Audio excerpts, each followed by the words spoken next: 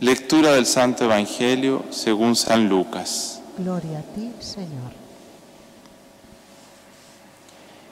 Ilustre Teófilo, puesto que muchos han emprendido la tarea de componer un relato de los hechos que se han cumplido entre nosotros, como nos lo transmitieron los que fueron desde el principio testigos oculares y servidores de la palabra, también yo he resuelto escribírtelos por su orden, después de investigarlo todo diligentemente, desde el principio, para que conozcas la solidez de las enseñanzas que has recibido.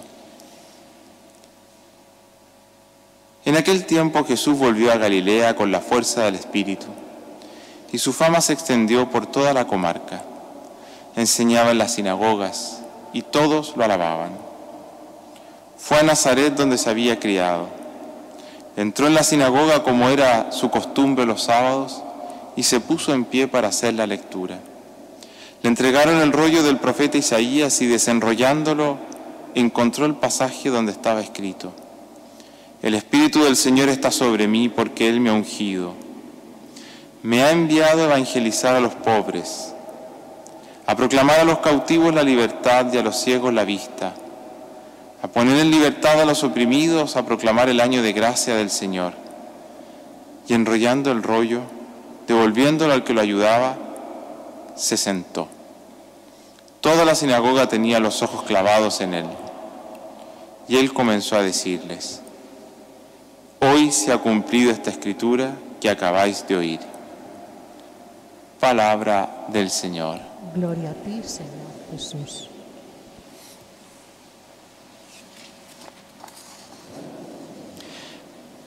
Queridos hermanos y hermanas, qué tranquilidad para nuestra fe las palabras con las que San Lucas introduce su Evangelio.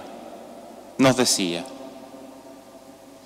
También yo he resuelto escribírtelos por su orden, después de investigarlo todo diligentemente desde el principio, para que conozcan la solidez de las enseñanzas que has recibido. Con estas palabras San Lucas nos está diciendo cuánto esfuerzo puso en escribir su obra, su Evangelio y Hechos de los Apóstoles. Esta no se trata de un simple escrito de algo que escuchó o de comentarios de su época, sino que investigó con gran dedicación para darnos a conocer no mitos ni leyendas, sino hechos acontecidos, pero interpretados por su persona y la de quienes lo rodeaban, su comunidad. Es la acción del Espíritu Santo que inspira al escritor sagrado, valiéndose de su humanidad para así transmitirnos seguridad y certeza en nuestra fe. Hoy el Papa Francisco ha declarado que este domingo se llame el Domingo de la Palabra de Dios. Damos gracias de modo especial a Dios porque nos ha dejado su palabra mediante estos autores santos como un mensaje de eternidad para nosotros. Hecha esta introducción del Evangelio, que corresponde a las primeras líneas que San Lucas escribe, la lectura litúrgica saltó al episodio en que Jesús entró a la sinagoga de Nazaret. Era su costumbre asistir semanalmente allí, pero en esta ocasión le entregan a Jesús el rollo de la Sagrada Escritura. Recordar que en aquella época no eran los libros como nosotros los conocemos, era un rollo, y hasta el día de hoy en las sinagogas judías la palabra de Dios, de la Torá, se guarda en un rollo. Para que él hiciese la lectura y algún comentario a la asamblea presente. Así el Señor lee lo que será el texto inspirador de todo su ministerio público. Es un texto del profeta Isaías, escrito al pueblo hebreo en el exilio babilónico, un pueblo que lamentablemente ya se estaba acostumbrando a vivir lejos de Dios. Texto que, en labios de Jesús, adquiere una dimensión totalmente nueva. ¿Qué leyó el Señor? Este fue el escrito. El Espíritu del Señor está sobre mí, porque Él me ha ungido, me ha enviado a evangelizar a los pobres, a proclamar a los cautivos la libertad y a los ciegos la vista, a poner en libertad a los oprimidos, a proclamar el año de gracia del Señor.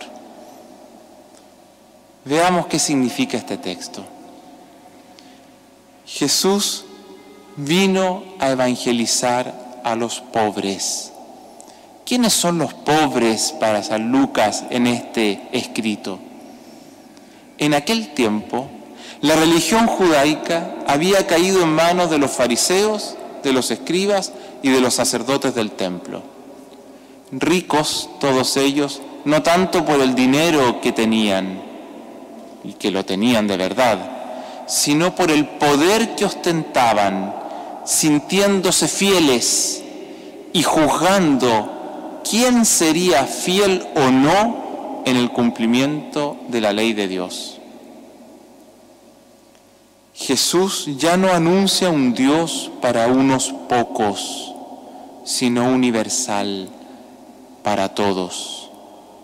Los pobres son, o mejor dicho, es toda la humanidad. Jesús nos enseña que el amor de Dios es para todos, no para los justos, sino para todos, justos y pecadores, buenos y malos, ricos y pobres, todos. Y que la fe no parte de medir si cumplo o no cumplo los mandamientos, sino del saberse amado por Dios. ¿Quiere decir esto entonces que ser bueno, justo, santo da lo mismo? Todo lo contrario. Lo que quiere decir es que el bueno, el justo, el santo, ha comprendido tanto el infinito amor de Dios sobre él y la humanidad que no puede sino responder con fidelidad y bien, cumpliendo los mandamientos de su Señor Dios.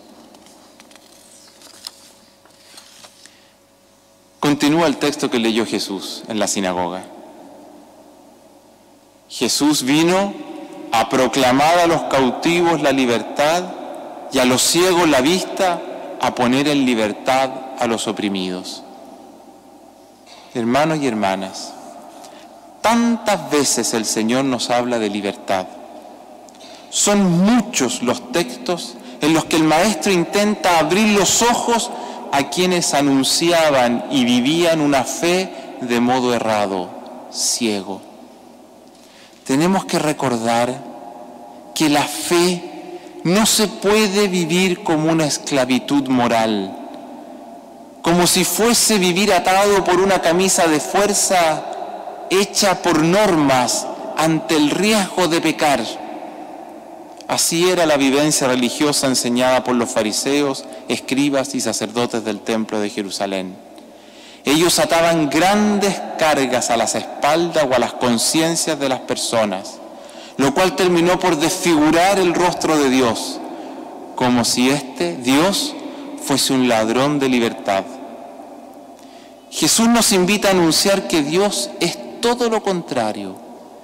Precisamente nos viene a donar libertad y a donarla en plenitud, porque la libertad de Dios y la que Dios ha puesto en nuestras manos es una libertad responsable, que parte del saberse amado y del amar.